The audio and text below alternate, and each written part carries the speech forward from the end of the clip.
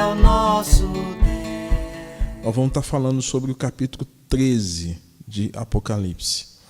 Então eu vou estar falando sobre o anticristo, o agente de Satanás. E o ano passado, até o mês de fevereiro, nós estávamos estudando na nossa igreja 4 temas no período da manhã, né? Salvos pela graça, relacionamentos saudáveis. Estávamos estudando sobre uma vida com propósito, também sobre o livro de Apocalipse, né? Eu era o professor das classes. E aí nós tivemos que interromper a nossa dinâmica de escola, né? E, consequentemente, a gente passou a ter que fazer uma nova adaptação, até curricular, naquilo que nós estamos apresentando na igreja, né? Então, hoje eu tenho feito uma série de sermões dominicais, com uma mesma sequência, né? Porque ora vinha um grupo pela manhã, ora um grupo à noite, e a gente queria que todo mundo tivesse pelo menos a mesma linha de raciocínio daquilo que é apresentado. Então, se você puder, acesse aí os cultos anteriores, que você vai ver que já tem quase um mês e meio que nós estamos falando sobre o livro de Jeremias, né? E no meio da semana a gente tem falado sobre, praticamente dentro daquilo que a Bíblia chama de fruto do Espírito, Gálatas capítulo 5. Né? Falamos sobre paz, falamos sobre alegria, falamos sobre humildade, já nesses últimos dias. E hoje eu quero dar um corte nisso, ou seja, fazer um recorte, para a gente pensar sobre o livro de Apocalipse e sobre o que o capítulo 13 vai nos informar. Mas eu vou dar uma pincelada sobre o capítulo 13. E eu quero lembrar que esses estudos não fui eu quem elaborou. Esses estudos são estudos de um livro do reverendo Hernandes Dias Lopes, então não é autoria minha, né? Eu sou muito simpático à linha escatológica dele, e aí nós vamos estar falando sobre o capítulo 13 de Apocalipse, tá bom? O anticristo, o agente de Satanás. Deixa eu tomar uma aguinha aqui, que a minha voz está... Vou ler então o capítulo 13 de Apocalipse. Vi emergir do mar uma besta que tinha 10 chifres e 7 cabeças, e sobre os chifres 10 diademas, e sobre as cabeças nomes de blasfêmia. A besta que vi era semelhante a leopardo, com pés como de urso e boca como de leão. E deu-lhe o dragão o seu poder, o seu trono e grande autoridade. E adoraram o dragão, porque deu a sua autoridade à besta. Também adoraram a besta, dizendo: quem é semelhante à besta? Quem pode pelejar contra ela? Foi-lhe dada uma boca que proferia arrogância e blasfêmias e autoridade para agir 42 meses. E abriu a boca em blasfêmias contra Deus, para lhe difamar o nome e difamar o tabernáculo, a saber, aos que habitam no céu. Foi-lhe dado também que pelejasse contra os santos e os vencesse. Deu-se-lhe autoridade sobre cada tribo, povo, língua e nação. Adorá-lo-ão todos os que habitam sobre a terra, aqueles cujos nomes não foram inscritos no livro da vida do Cordeiro que foi morto desde a fundação do mundo. Se alguém tem ouvidos, ouça. Se alguém leva para cativeiro vai. Se alguém matar a espada, se necessário, que seja morto a espada. Aqui está a perseverança e a fidelidade dos santos. Vi ainda outra besta emergir da terra, possuía 2 chifres, parecendo cordeiro, mas falava como dragão. Exerce toda a autoridade da primeira besta na sua presença, faz com que a terra e os seus habitantes adorem a primeira besta cuja ferida mortal foi curada. Também opera grandes sinais, de maneira que até fogo do céu faz descer a terra diante dos homens. Seduz os que habitam sobre a terra, por causa dos sinais que lhe foi dado executar diante da besta, dizendo aos que habitavam sobre a terra que façam uma imagem à besta, aquela que, ferida a espada, sobreviveu. E lhe foi dado comunicar fôlego à imagem da besta, para que não só a imagem falasse, como ainda fizesse morrer quantos não adorassem a imagem da besta. A todos os pequenos e os grandes, os ricos e os pobres, e os livres e os escravos, faz que seja dada certa marca sobre a mão direita ou sobre a fronte, para que ninguém possa comprar ou vender, senão aquele que tem a marca, o nome da besta, ou o número do seu nome. Aqui está a sabedoria. Aquele que tem entendimento, calcule o número da besta, pois é o número de homem. Ora, esse número é 666.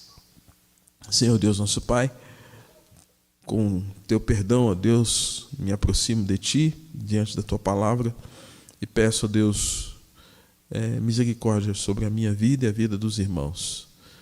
Que a palavra do Senhor, que é viva, ensine, instrua, direcione a vida da Tua igreja e possa trazer alento e grande esperança. Deus, somos mais que vencedores em Cristo Jesus, essa é a verdade. E nessa verdade nós confiamos e depositamos a nossa fé, que Cristo morreu na cruz, não para ser um derrotado, mas ser um vencedor, que venceu para vencer e nos chamou a participar da vitória com Ele. Em nome de Jesus. Amém. Irmãos, então, tema o anticristo, o agente de Satanás. Eu quero ler um segundo texto, que está lá no livro de Tessalonicenses, 2 Tessalonicenses, capítulo de número 1. E eu quero ler do verso 1 até o verso de número 12, para que a gente também entenda na teologia paulina o que Paulo está falando sobre o anticristo. Então eu li Apocalipse, na revelação que Jesus dá a João, na ilha de Patmos, e aqui é o que Paulo vai falar sobre o assunto. Lembrando que Paulo falou primeiro sobre o assunto, depois Jesus, no final do primeiro século, 90, 99, aí alguns datam mais ou menos aproximadamente isso, quando Jesus dá essa revelação para João, que estava preso na ilha de Patmos, que foi o que lemos há pouco. O que Paulo fala à igreja de Tessalônica? A vinda do Senhor, a revelação da apostasia, o homem da iniquidade.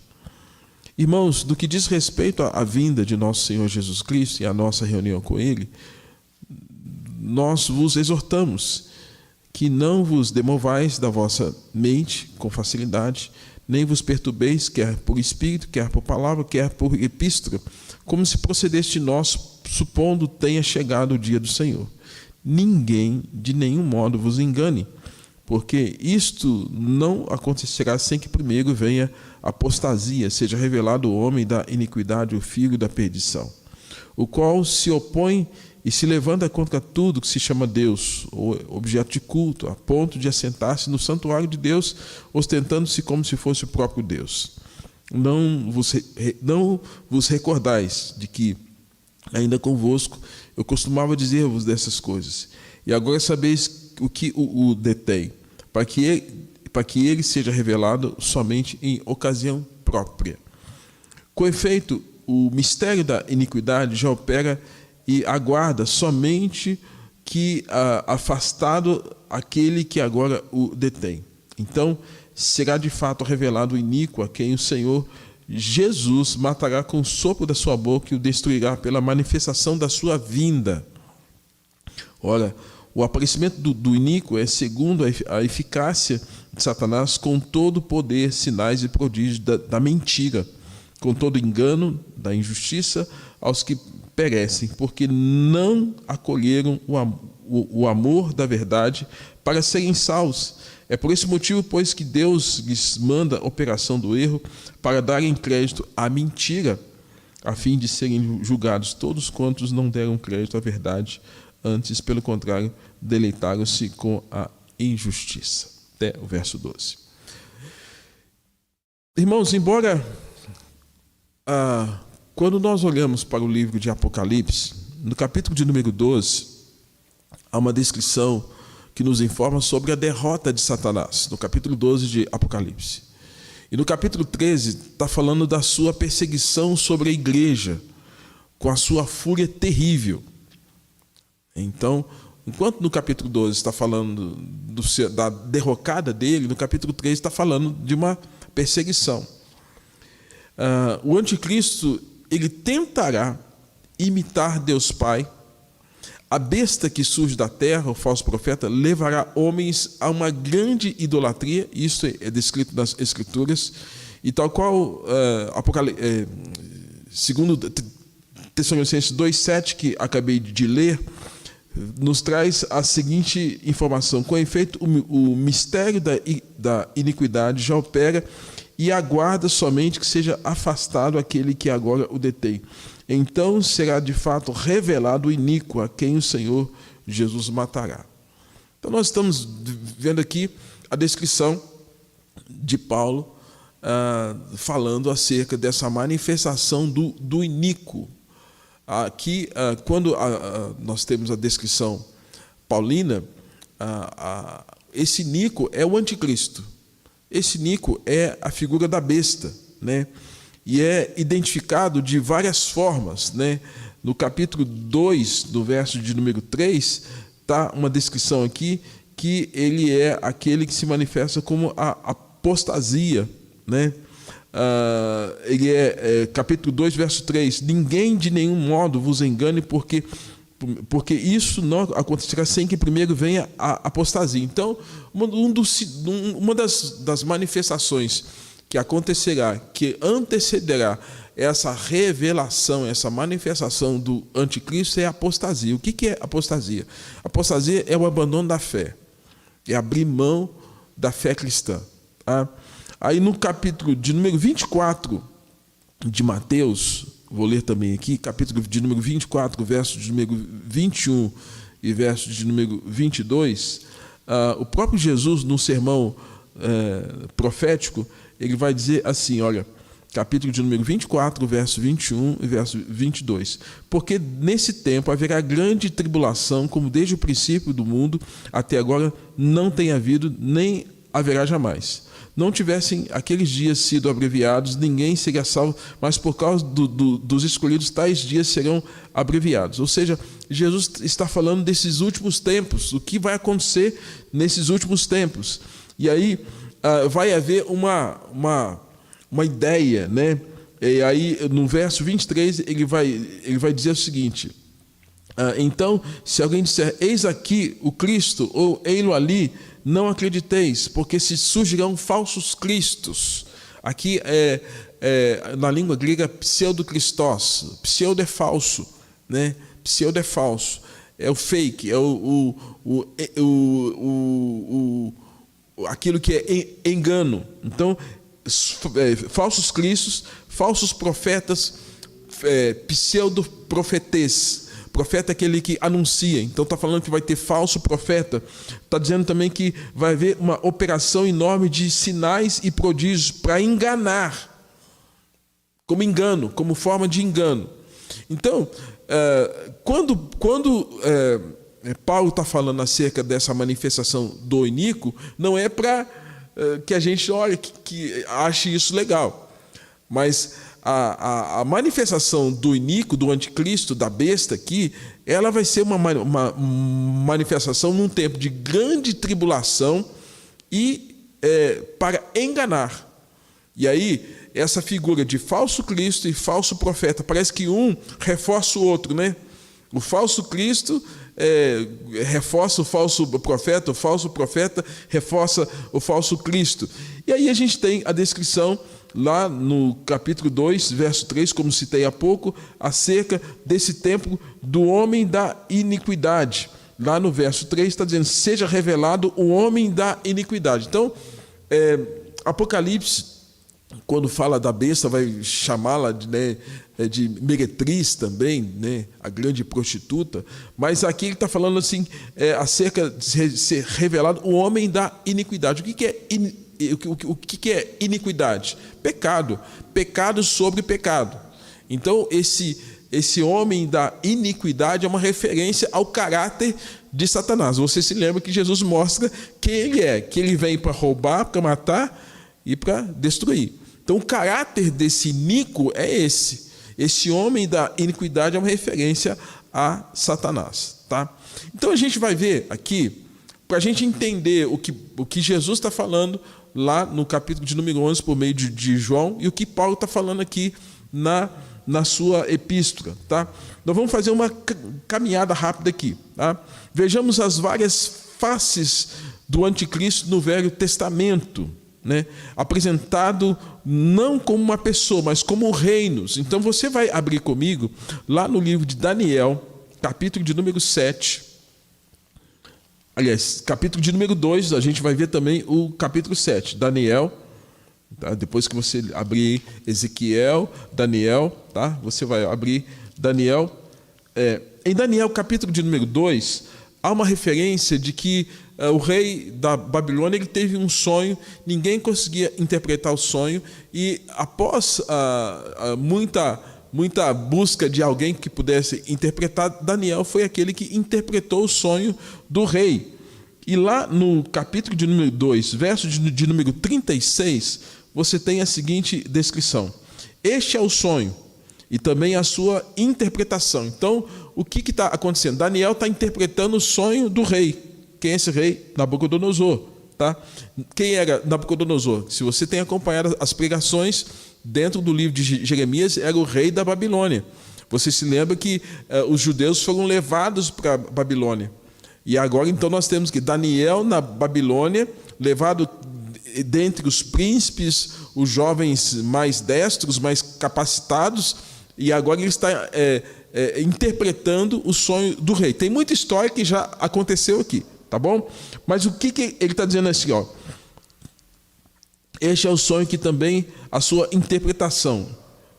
Digamos ao rei: tu, ó rei, rei de reis, a quem Deus do céu conferiu o reino, o poder e a força e a glória, a cujas mãos foram entregues os filhos dos homens, onde quer que eles habitem, e os animais do campo e as aves do céu, para dominá-los sobre todos eles. Tu és a cabeça de ouro. Aqui, na visão do rei, o rei teve uma visão de uma estátua, onde a cabeça era de ouro, o peitoral de bronze, as pernas de prata e os artelhos de ferro com barro. Tá? Isso aqui é uma descrição de reinos. São reinos que são manifestados aqui. Tá? E aí eu vou ler o texto, depois eu vou dizer quais são esses reinos. Tá? Então ele diz assim: depois de ti, depois de Nabucodonosor, né, se levantará outro reino inferior ao teu, e um terceiro reino de bronze, o qual terá domínio sobre toda a terra. O quarto reino será forte como o ferro, pois o ferro a tudo quebra, e esmiuça como o ferro quebra todas as coisas. Assim ele fará em pedaços e esmiuçará. Quanto aos que viste os pés e os artelhos, em parte de barro, de ouro, em parte de ferro, será esse um reino dividido, contudo haverá nele alguma coisa da firmeza do ferro, pois que viste o ferro misturado com o barro. Quais são esses reinos que Daniel... Gente, isso aqui está acontecendo quase que anos 600 e alguma coisa. Ele está falando do reino da Babilônia, ele está falando do reino da Pérsia, ele está falando da Grécia, ele está falando de Roma. Então, são 4 reinos que são destacados aqui no livro de Daniel. Tá?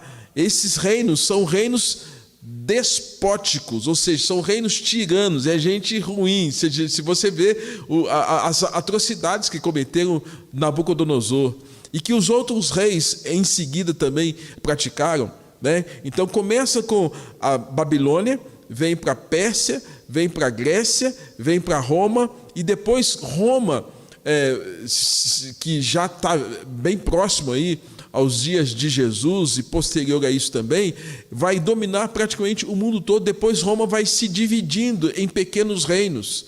Então esse reino, que era um reino de ferro, agora ele está fragilizado. Então são esses pés de ferro misturado com barro. São pequenas conquistas que houveram, mas que não deram tanta liga, digamos assim. Tá? Então você vai começar a perceber que quando a Bíblia está falando, então, desses reinos, está falando de um governo humano que vem caminhando na história, desde a Babilônia, cerca de 700 anos antes de Cristo, até o reino dos romanos, o governo do Império Romano, que vai se estender praticamente até praticamente o fim do segundo século aproximadamente aí. Tá?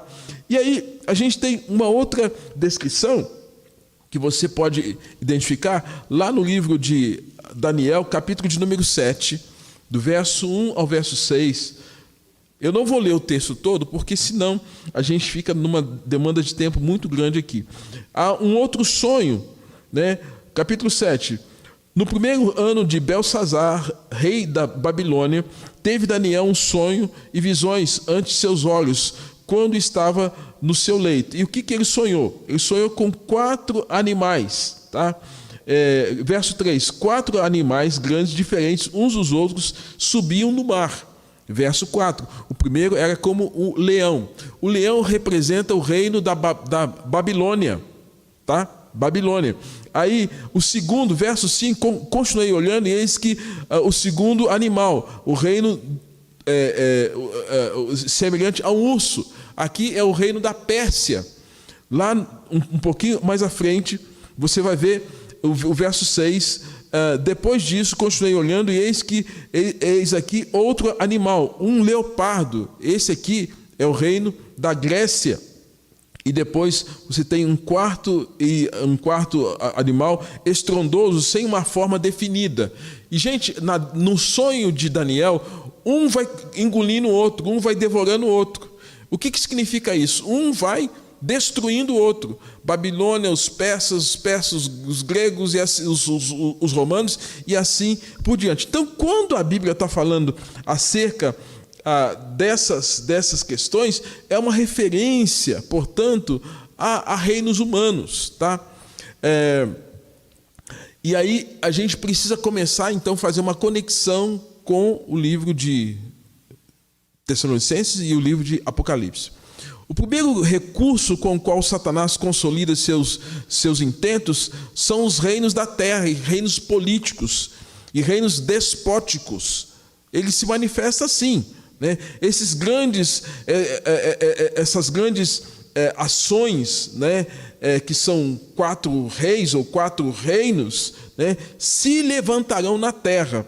E aí nós temos a descrição agora no capítulo de número 7, verso de número 17 e o verso 18, você vai ver o seguinte, capítulo 7, 17 e 18. Estes grandes animais, que são quatro o quê? Olha na sua Bíblia, confira aí, são 4 reis, então são 4 autoridades, Babilônia, Pérsia, Grécia, Roma, tá? Que se levantarão na terra.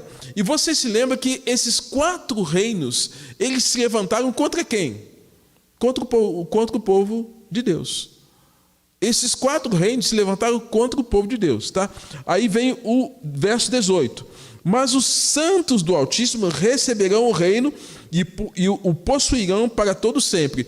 Isso mostra que o reino de Deus é infinitamente superior em relação aos 4 reinos. E essa referência dos santos, quem são esses santos? Uma referência veterotestamentária dos judeus que faziam parte da aliança com Deus.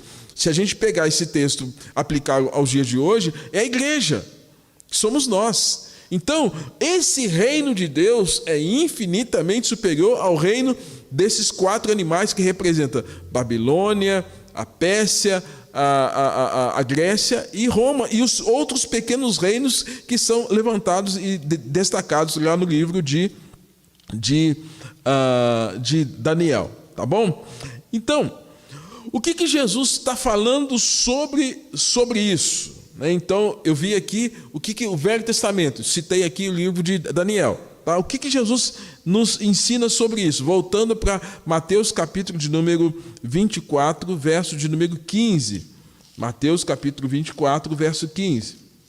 O que diz Mateus 24, 15? Né? Ele fala assim, ó, quando, pois, virdes o abominável da desolação, de que falou quem? Profeta Daniel. Tá? No lugar santo, quem lê entenda. Então, Jesus está fazendo uma referência daquilo que Daniel falou. E essa referência é uma referência de quê?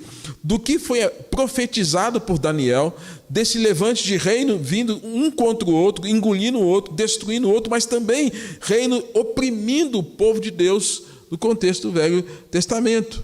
Tá? E aí então a gente tem o quê? O leão, Babilônia, cabeça de ouro. O urso, Império Persa,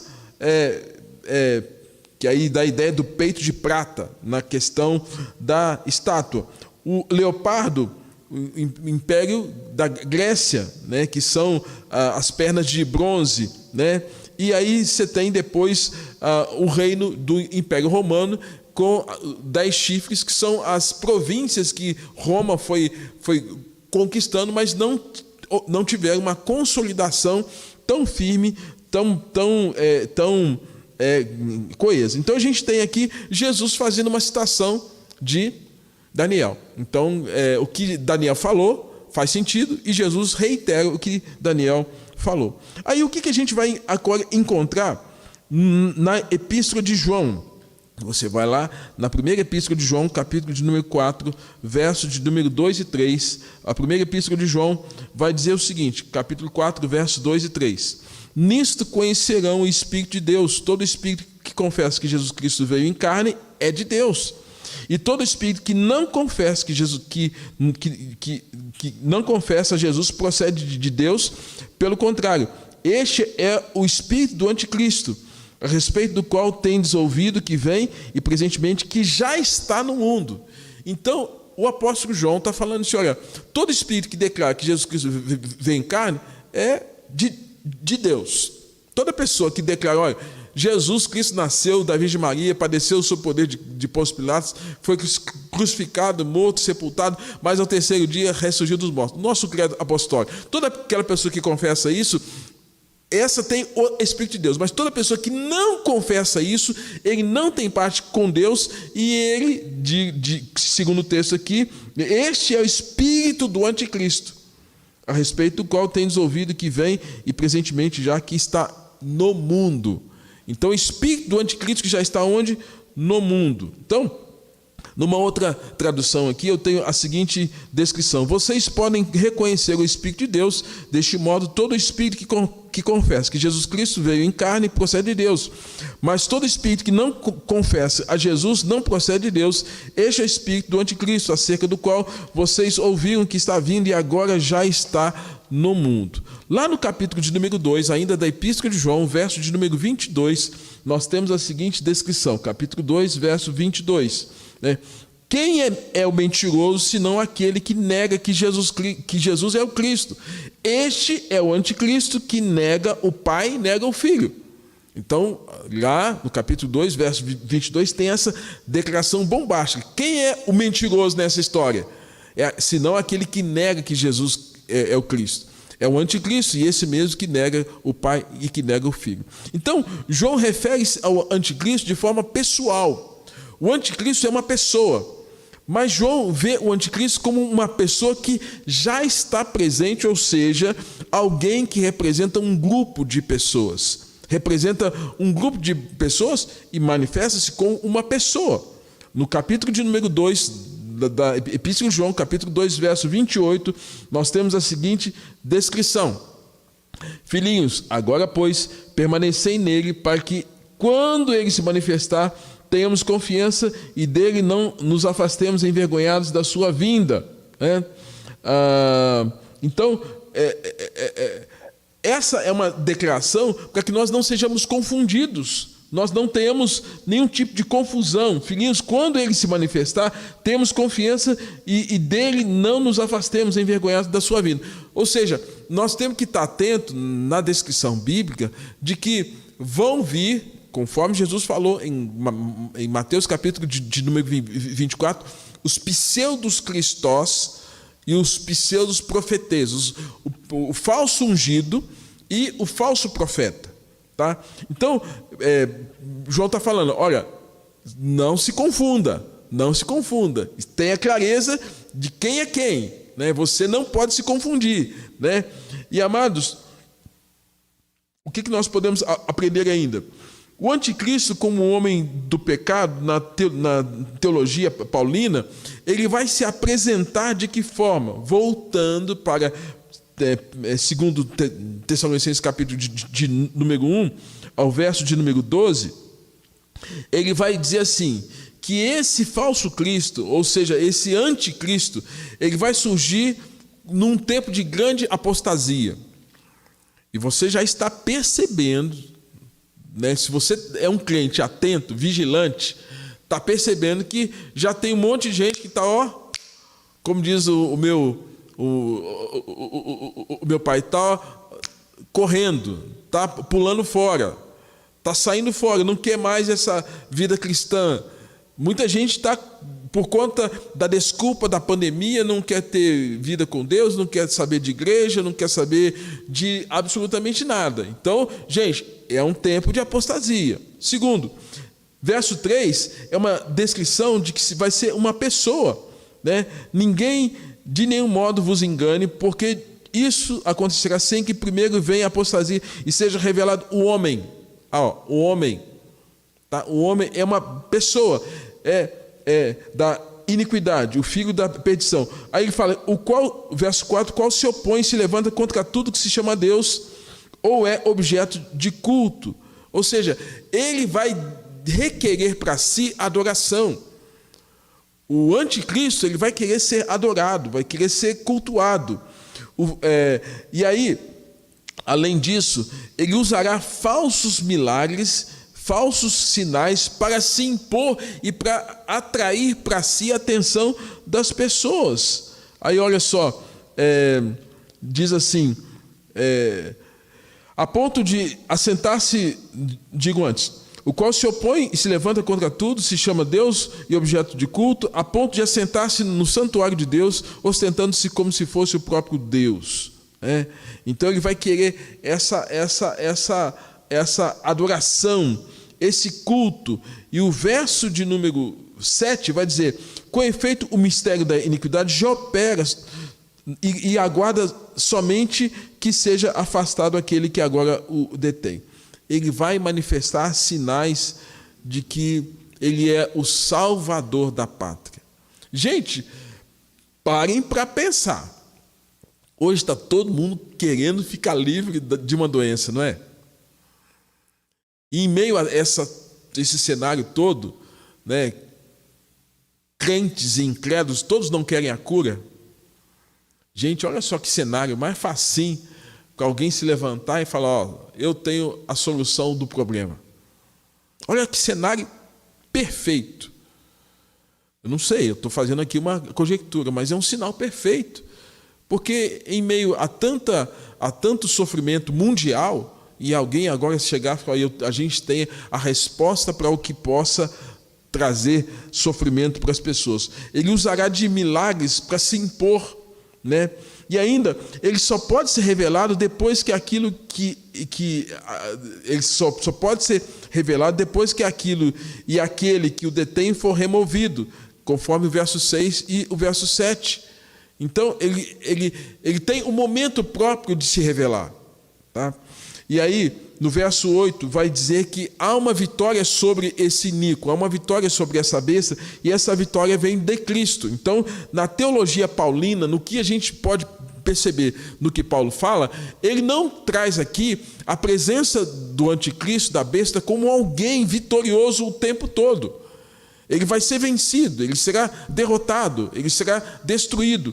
E aí o verso 8, na teologia de Paulo, apontando Cristo como vencedor, vai dizer, então, será de fato revelado o iníquo, a quem o Senhor Jesus, o quê? Matará com o seu sopro da sua boca e o destruirá pela manifestação da sua vinda. Então, o que vai aniquilar a presença desse falso profeta, desse falso Cristo, é a vinda de Jesus. Então, a única barreira quando isso surgir é a vinda de Jesus. O único que vai deter de maneira completa é a vinda de Jesus, tá? E a gente vai ver então também o quê? A descrição do anticristo em Apocalipse capítulo de número 13. Você vai agora comigo para Apocalipse capítulo 13. O texto que nós lemos também no início do nosso trabalho aqui, tá? Quando nós olhamos esse texto, irmãos, Apocalipse capítulo 13, que nós lemos, ele vai destacar também algumas questões importantes. A descrição do anticristo, que haverá uma ascensão. Olha só, no verso de número 1 do capítulo 13, vi emergir do mar uma besta que tinha 10 chifres e 7 cabeças, e sobre os chifres 10 diademas, e sobre as cabeças nomes de blasfêmia. Ou seja, o que é emergir? Está escondido debaixo d'água e vai o quê? Subir. Tá? Ele vai aparecer. Lembra que Paulo está falando do surgimento. Paulo está dando a mesma ideia, que ele vai aparecer, do aparecimento. Aqui Jesus está usando a expressão que ele vai emergir, como que alguém que está escondido e vai aparecer. Tá? Aqui é uma descrição metafórica, presta atenção no que eu vou dizer. Aqui é uma descrição metafórica, porque quando fala de mar aqui, vi emergir do mar, né? E depois ele traz também uma outra descrição, ele fala de multidões, um pouco mais à frente. Quando ele fala de as águas do mar e as multidões, aqui tem a ver com pessoas, é um mar de pessoas, é uma multidão, né? Então, vi emergir do mar uma besta. Então a ideia é o quê? Vi entre a multidão emergir surgir tá?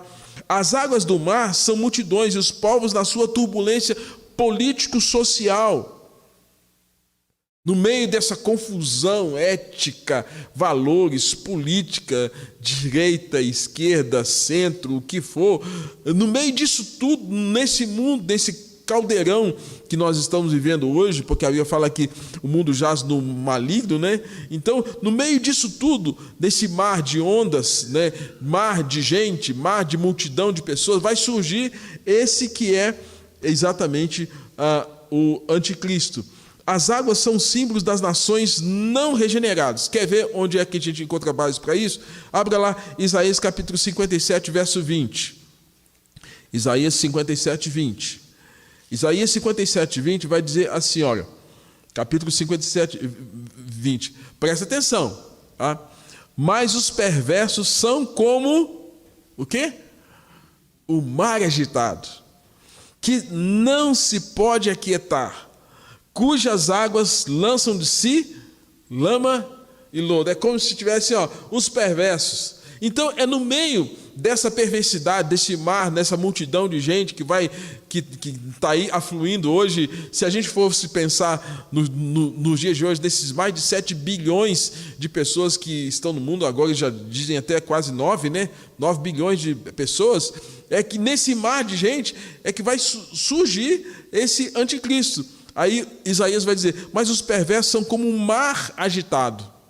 E o mundo hoje não está agitado? Não está agitado? Política, doença, economia, dinheiro, valores, não tem um monte de coisa que está agitando o mundo? A Bíblia não erra, viu, gente? A Bíblia não erra, a Bíblia é clara, né?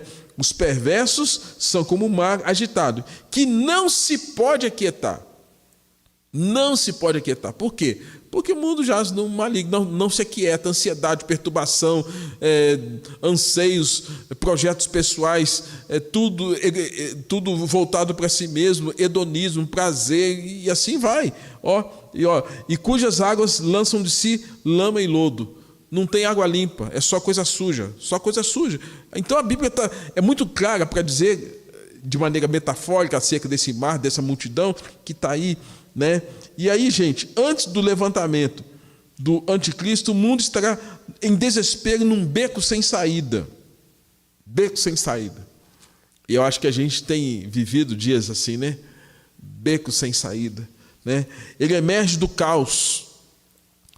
E a gente está vendo aí o caos dia após dia se manifestando, né, na sociedade, nas cidades, os problemas sociais acontecendo, os políticos, né, a gente está vendo tudo isso aí. Então, lembremos, irmãos, da fala de Daniel, que ele fala da desolação.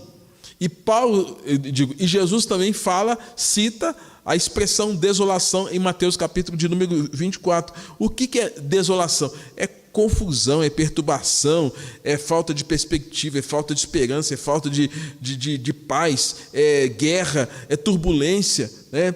O anticristo, irmãos, então é personificado ou é encarnado em reis despóticos, voltando lá para Daniel, voltando para o que Jesus Cristo vai dizer, né? O anticristo é personificado ou encarnado em reis despóticos, mas no fim, como anticristo escatológico.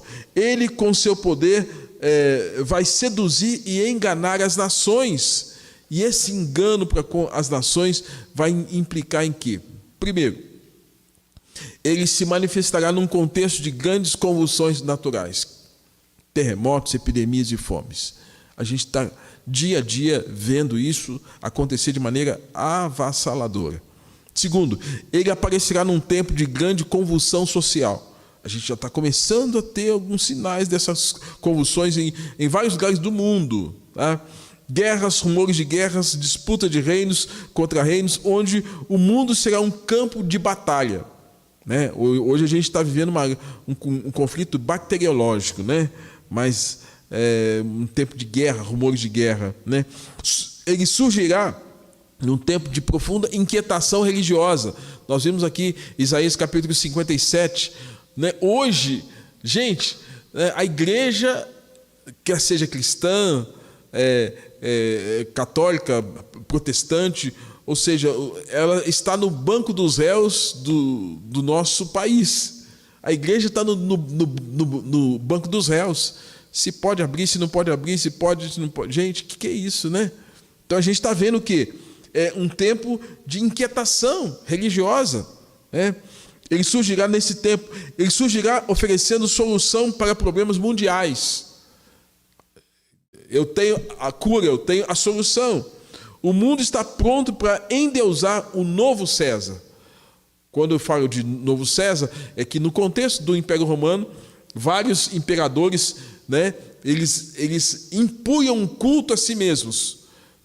Todo cidadão romano, ou todo cidadão das províncias, dos lugares em que Roma dominava, inclusive os judeus, eles tinham que dizer: César é Senhor. Então, hoje a gente está vendo, dia após dia, o que? Surgindo essa devoção a essas personalidades, e surgirá num tempo de profunda desatenção à voz do juízo de Deus. Vocês daqui da nossa igreja que têm acompanhado as pregações sobre Jeremias, Deus estava dizendo: olha, eu vou sentenciar vocês ao cativeiro babilônico, e o povo não estava nem aí. Jesus nos dá um alerta no Novo Testamento, que fala assim: quando menos esperar, o Filho do Homem virá. Então se verá o Filho do Homem vindo sobre as nuvens com poder e glória. Virá como um relâmpago. Então, a Bíblia nos apresenta a volta de Jesus dessa forma, como um relâmpago. E aí, o quanto a Bíblia fala o quanto nós precisamos nos preparar para lidar com essa questão da segunda vinda, né? E, gente, qual é o modo de agir do anticristo? Eu já disse algumas coisas, mas pontuando algumas coisas mais aqui. Ele, verso 3, virá com um grande milagre, sinais, poder de autoridade, será irresistível e terá aparência de um inimigo invisível, né?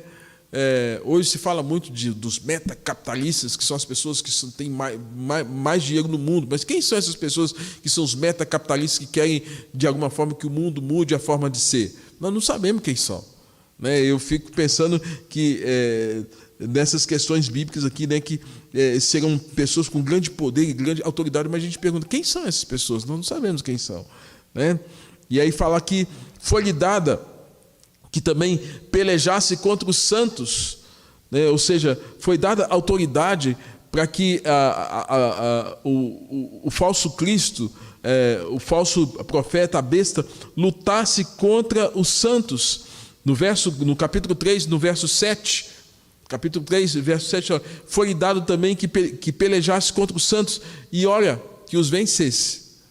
E esse vencer aqui pode ser até situações de morte, de prisão. Não significa que almas dos santos vão para o inferno, mas o Senhor Jesus nos ensina que a gente deve, antes de tudo, estar atento, temer a Deus, né? Antes de todas as coisas, porque há circunstâncias em que pessoas temem mais aquelas pessoas que podem matar o corpo e não temer aquele que pode lançar as suas almas no inferno.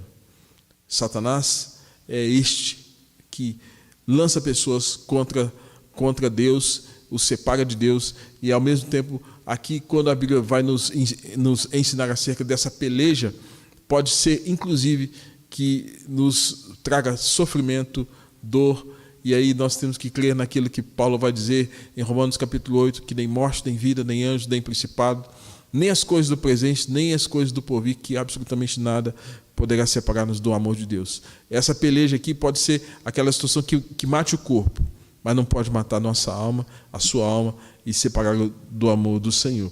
Ele pode fazer isso como fez com muitos cristãos, muitos dos apóstolos, no contexto do Novo Testamento e também do Velho Testamento. Ele será objeto de adoração, perseguirá a igreja de forma cruel, será apoiado pela segunda besta. Você tem aqui duas descrições em Apocalipse 13. Você tem a besta que emerge do mar e a besta que emerge da terra, que seria o falso profeta. Um apoia o outro e fortalece o outro, né? Com as suas blasfêmias e com as suas falsas profecias, que vai seduzir o mundo. E, gente, não tem outras coisas que seduzem mais o mundo do que 4 situações: o sexo, o poder, o dinheiro e a fama. O que nós estamos assistindo hoje?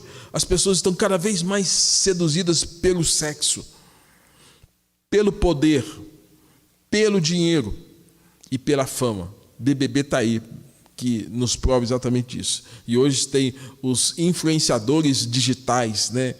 Todo mundo quer ser influenciador digital, porque ganha dinheiro monetizando o canal de... Gente, é fama. Todo mundo querendo fama. Queridos, o número da sua identificação da besta.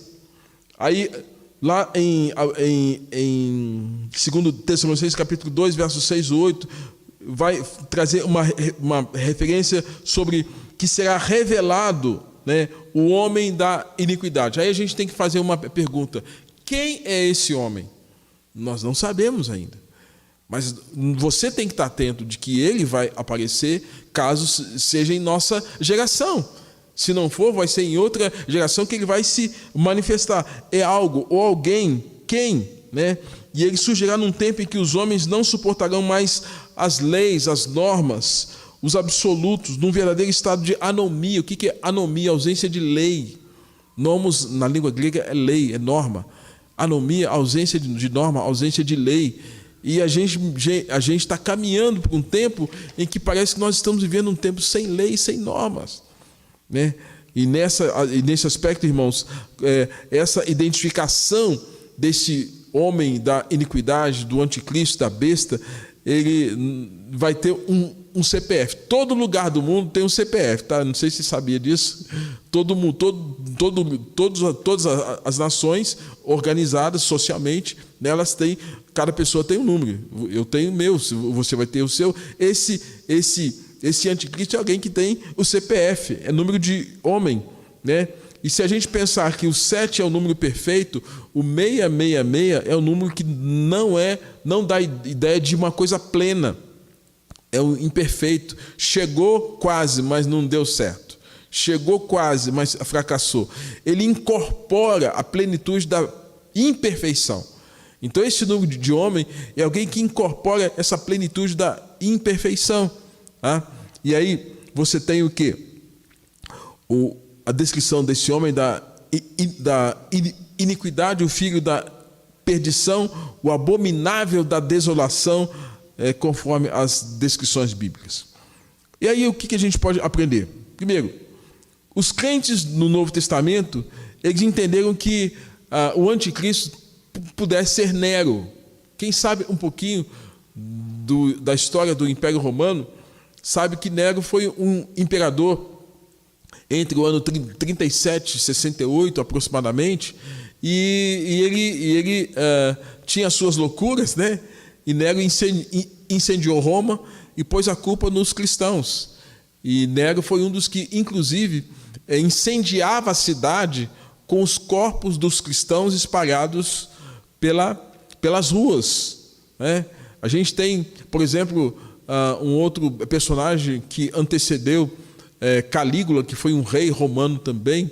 Me parece que o nome dele era Graço. Graço em uma das lutas com os espartanos. Os espartanos eram escravos que se revoltaram contra o Império Romano, né? E aí você tinha lá os espartanos. À medida que eles venceram os espartanos, eles colocaram os espartanos num decurso, numa distância de 100 quilômetros. A cada 30 metros eles colocaram um espartano crucificado, conforme a história nos conta, nas histórias do Império Romano. Então, muitos imperadores eram muito perversos, e Nero era um desses. Então, já naqueles primeiros anos, no primeiro século, muitos achavam que Nero era essa besta. Nós, né, como reformados, inclusive em um dos nossos símbolos de fé, há uma descrição de que os reformados entendem que o Papa seja uma dessas manifestações.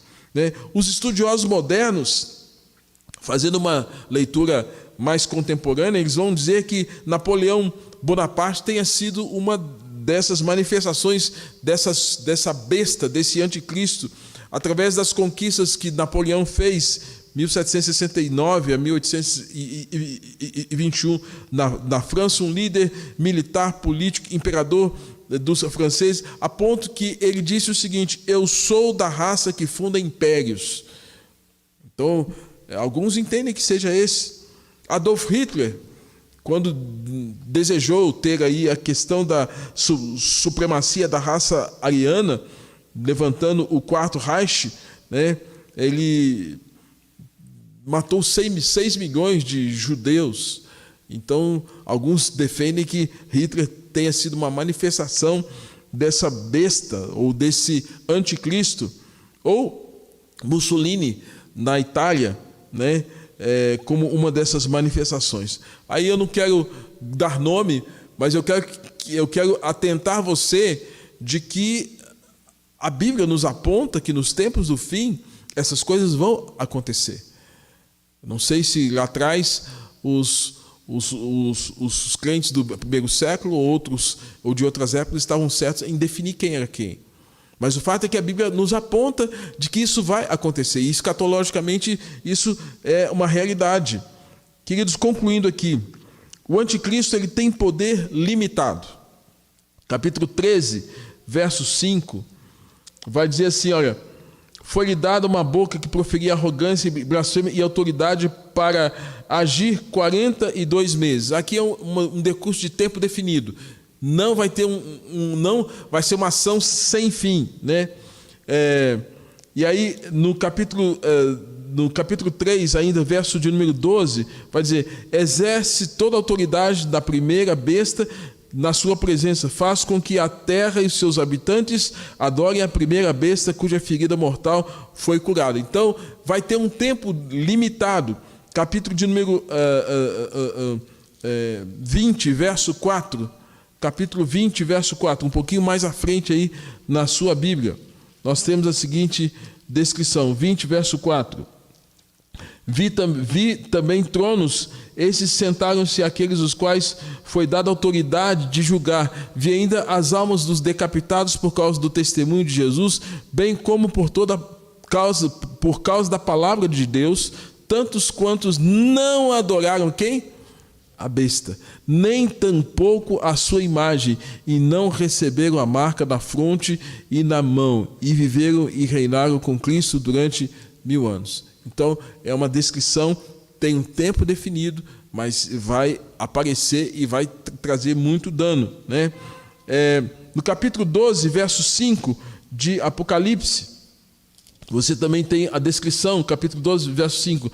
Nasceu-lhe, pois, um filho varão, que há de reger todas as nações com cetro de ferro, e o seu filho foi arrebatado para Deus até ao seu trono. Aqui uma referência acerca de Jesus como aquele que vem destruir as obras do inimigo. Capítulo 13, verso 5, nós lemos: a besta foi dada uma boca para falar palavras arrogantes, e lhe foi dada autoridade para agir durante 42 meses, um tempo definido. E ao mesmo tempo, queridos, voltando para 2 Tessalonicenses capítulo 2, verso 8, que fala que Jesus o matará com o sopro da sua boca e o destruirá pela manifestação da sua vinda. Capítulo de número 19, verso 20, fala assim: então será revelado o perverso, a quem o Senhor Jesus matará com o sopro da sua boca e destruirá pela manifestação da sua vinda. Capítulo 1 Coríntios capítulo 15, verso 24 e verso 25, diz assim: então virá o fim, quando ele entregar o reino de Deus e Pai, quando houver destruído todo o principado, bem como toda a potestade e poder, porque convém que ele reine e que haja posto todos os seus inimigos debaixo dos seus pés. Vai ter um fim, Jesus vai eliminar tudo, mas eu quero que você saiba o quanto é importante você estar atento e vigilante, para que você não seja enganado. E aí Paulo vai dizer, voltando lá para 2 Tessalonicenses capítulo 2, onde ele dá uma palavra àqueles crentes, onde ele fala assim no verso 3, eu quero encerrar com essa descrição, 2 Tessalonicenses 2, 3, ninguém de nenhum modo vos engane, ninguém de nenhum modo vos engane, mas se você não conhecer as Escrituras, pode ser enganado. Se você não estiver andando com Deus, você pode ser enganado, porque vem com a aparência. E Jesus vai citar lá no sermão profético que nesses dias do fim, não sabemos se estamos já nesses dias ou não, né? Alguns acham que sim. Ele fala, olha, que não fosse aqueles dias abreviados, até os eleitos seriam enganados. Então, se Jesus falou isso, gente, a gente deve prestar atenção, deve estar atento, para a gente não ser enganado. O cenário está posto. Muitas coisas acontecendo à nossa volta. O meu desejo é que você não perca o sentido da sua fé, a sua confiança em Deus. E, sobretudo, ainda que passe por provas e dificuldades, nesse tempo difícil qual nós estamos passando, e poderemos ter situações até um tanto piores, de oposição ao reino de Deus aqui na terra, que o Senhor nos faça perseverar. Aí, lembrando-se da palavra também dita no livro de Apocalipse, ser fiel até a morte, dar-te-ei a coroa da vida. Que o Senhor nos abençoe. Pai Santo, obrigado por esta noite, que haja compreensão dos irmãos acerca da Tua palavra. Ó Deus, nesse tempo tão difícil, que o Senhor nos dê clareza nas Escrituras, entendimento, para que ninguém nos engane. Situações, circunstâncias, nenhuma nos engane, mas estejamos sendo dia a dia preparados, e podemos dizer, Maranata, ora vem, Senhor Jesus. Assim oramos e agradecemos em nome de Jesus. Amém.